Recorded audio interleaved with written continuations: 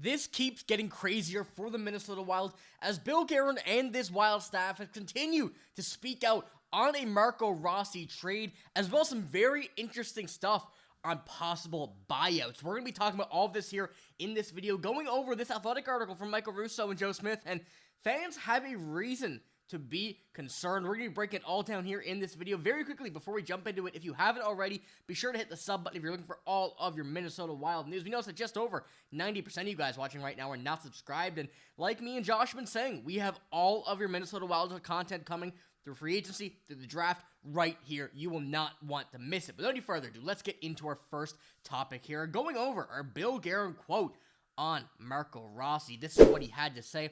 I don't know. We'll see what happens. There's contract talks. There's player movement, not just for Marco, for anybody. I'm not going to try and predict the future where I see this. I see that. I have to go through the process and see where it goes. And this is what he was responded with when asked about a Marco Rossi trade, when asked about what the idea is of his future will be. And, you know, looking at this, looking at what we've been hearing, we really haven't seen Bill Guerin come out, say anything in specific yet. This was almost the most detailed quote that we have had, and leaving this with a kind of a cliffhanger there, still not counting out the idea of a trade, not counting, the idea of him staying. They just left it at that, and we got to take a look at this because we know that Marco Rossi is a player that the Wild certainly would want to build upon. They absolutely can build upon after the season that he had this year, an incredible 82-game season for him where he was the only one, along with Matt Boldy, to stay healthy and play all 82, 60 points, and looking at him nearly playing 20 minutes time on ice throughout the regular season, then going down to that fourth line in the playoffs. A lot of fans, Marco Rossi as well himself, were not too happy with the decision, although when you're in the playoffs, different decisions are made. It's not based on just skill. It's not based on just your regular season lines. It all comes down to specific things. So Marco Rossi had a right to be mad. Him and John Hynes had a conversation, and it makes sense where things were then. But now going into this offseason, the Wild have a big predicament to go, and whether or not that will be trading Marco Rossi. And here's just what this article said from The Athletic. The question is whether Rossi wants to re-sign at a number and term the Wild are comfortable with. Teams would no doubt try to offer sheet him if he remains unsigned beyond July 1st. And offer sheet is one thing that we've discussed just a tiny bit here. We're going to keep on going over this as well as we get closer to this July 1st date. But when we're looking at an offer sheet, there's a possibility the Wild may be better off not signing Rossi if there is an offer sheet. With the picks, there's compensation. You can get a first, a second, a third, 2 firsts, a second, a third, 4 firsts if you're above, I believe, $11 million. Now, Rossi's not going to be getting above $11 million, but when we've been looking at our possible numbers for Marco Rossi on an extension, there are some interesting ones that could result in a big Wild gain of draft capital in an offer sheet, or simply just let him go for nothing. And that's when it comes down to this. So looking at the AFP analytics on his possible contracts, a 7-year, $7.3 million. That would garner the Wild, I believe, a first, a second, and a third. Correct me if I'm wrong in the comments below. Should be around that number of picks, and a first, second, and third for sure, but there may be another one thrown in. And if it is a short-term type of bridge deal, which I doubt would happen, but there is a chance it still could, a 2-year, $4.5 million on that front. And if it were a 2 by 4.5, the Wild would not get any picks for that. That would be something I think they would be absolutely willing to match the offer sheet with. But the big thing is the 7 years by $7 million. That's that number we're assuming that Rossi's looking for, around that number. And it really leaves a lot of questions as to what is going to be the plan with Rossi from this Wild standpoint. And Bill Guerin didn't give us any insights here at all in this press conference or in this article. We didn't really get much of it either. So let me know in the comments below what you think a deal for Marco Rossi could look like from the Minnesota Wild, and what's a number that you would be willing to give him, a number that you're comfortable with, because we know there's going to changes here and there, but there's a lot of numbers that are going to be floating around here in this offseason regarding Marco Rossi. But now, going on as well, Bill Guerin has a flexibility of a buyout. This is one thing that we've not really touched on the Marco Rossi stuff, but with these 2 big contracts coming off the book in Suter, in Parise, we're looking at possible players that could be bought out. And Bill Guerin had a little bit to say on this, and Guerin finally has the flexibility to buy out dead weight behind him.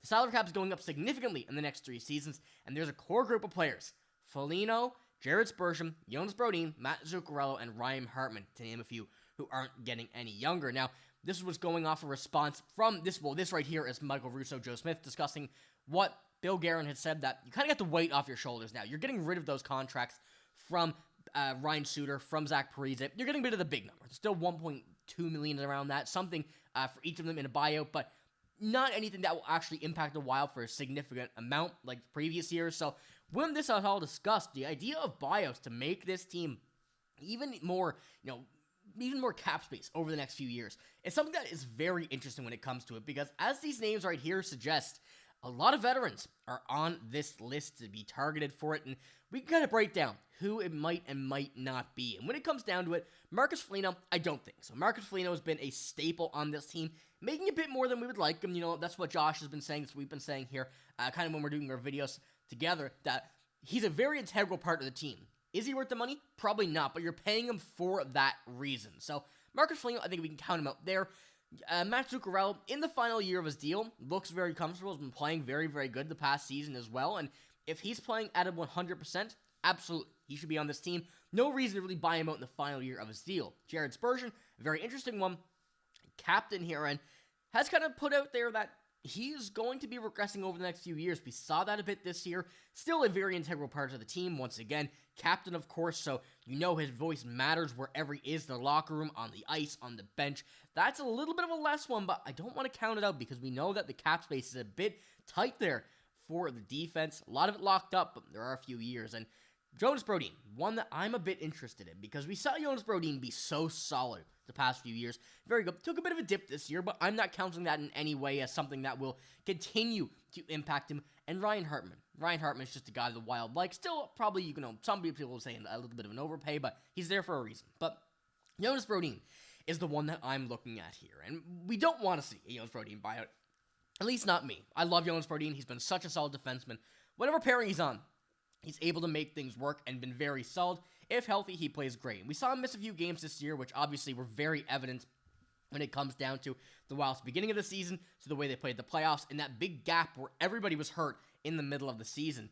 It does suck to see it, but with the contract that Jonas Brodin has and the injury history from this season, there may be a bit of a concern that he may not be able to stay healthy for a full 82-game season. I guess that's where the idea comes from, although we have seen Bill Guerin say that the defense is locked up. They're not going to be looking for any defense in this year, which really, to me at least, points out a buyout just yet this offseason is not going to be on the table. But when we're looking at it, those are the names to really keep in mind here. And when we're looking at this defense, Jonas Brodin and Brock Faber on that first pairing, very, very good. Brock Faber definitely struggled a bit in the playoffs, although he still had some very, very good moments. And it's also just a big thing of no puck luck. And now we're going to be seeing a $6 million defenseman on Jonas Brodin here on the left side, and 8.5 on Faber when next season's contract kicks in, and Spurgeon, who is 7.5 for 3 more years, also going to be on that second pairing. So there is a reason that, we're seeing these buyout names being thrown around. The cap space regarding these, 4 defensemen is quite high.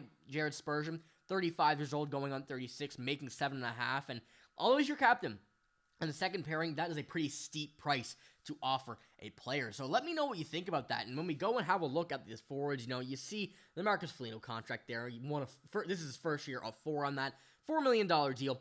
He's worth every penny he's worth every penny in theory for that. He's a very important piece of this team, and you're paying him as a player, not just skill, but to be part of this, whole group that the team has tried to build over the past few seasons. And Ryan Hartman also, Matt Zuccarello also there, going into the final year of his deal, like I mentioned, and 37 years old, there's no really point in buying him out there. So let me know what you think about all this stuff here in the comments below, because when we're looking at the possible buyouts for a Jonas Brodin contract, it ain't too cheap when it comes down to it. You're missing a little bit of a cap, but it's not too bad. But I think Jonas Brodin, very important part of this team, and I believe that's what Bill Guerin's thinking as well by not changing the defense here for this offseason. Let me know what you think about all this news here in the comments below. We're going to be having a lot more videos over the next few days. Maybe another one tonight. We'll have to see. You're going to have the sub button to make sure if we do or not. But like I said, that's all I got. Be sure to hit the sub button if you want all of your Minnesota Wild news right here as it happens. We'll have it for you. But like I said, that's all. Thank you for watching. Hope you have a great day. See you later.